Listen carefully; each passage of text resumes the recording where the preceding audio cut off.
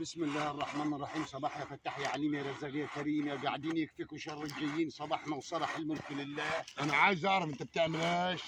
ايش يا عم جود؟ اطلع من عندك اللي تعبان يلبك عندك. انت بتعمل ايه هنا في الجلاجيل دي؟ طيب قول صباح الخير، قول سلام عليكم. ما انا شايفك بتعمل في التعابين هنا، بدل ما تعبان يلقمك. اطلع من عندك اللي انت بتهبب هنا دي. جايب غويرك ليش يا عم جود عليا؟ طب انا خايف عليك يا عم ما تخافش علينا، التعابين نفسها بتخاف مني. انا راجل بقشقش وقتين عشان السقعه هرت جلدي، بقطع خشبتين عشان في الليل اجيبهم وانا قاعد جنب الخشب اللي عندي دي. السجعه تاكل جلدك لحسن ما تعبان يلقمك ما هنا. فيش تعابين ان شاء الله هترجمني ولا فيها اي حاجه يا عم جوده. ما هو السقعه عشان بقشقش. طب هعمل ايه بقشقش وقتين عشان اجيبهم في الليل اعمل شاي ولا اعمل اي يا حاجه؟ عم قوم قشقش بعيد عن هنا. يعني اولع في الخشب بتاع الناس ولا اعمل وتولع في إيه؟ الخشب بتاع الناس تتغطى بالبطانيه. بطانيه ما طب اعمل الشاي تحت البطانيه ولا ايوه اعمل الشاي تحت البطانيه. انت صغير ما تعرفش تعمل الشاي تحت يا البطانيه. عم جوده انا ما انا دورت عليك، بدور عليك اديلي 3 ايام انت ما كنت فاه.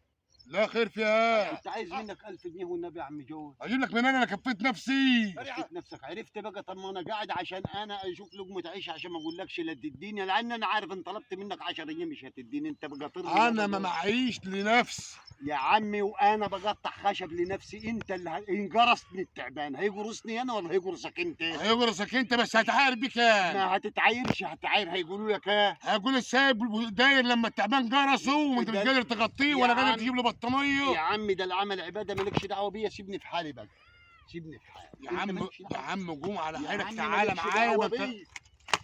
احسن يا اخي حاجه. حرام عليك يا اخي، يا اخي روح ما تاخدك يا اخي. قاطرني لا عليا اللي من عين زي الرصاص يا اخي روح.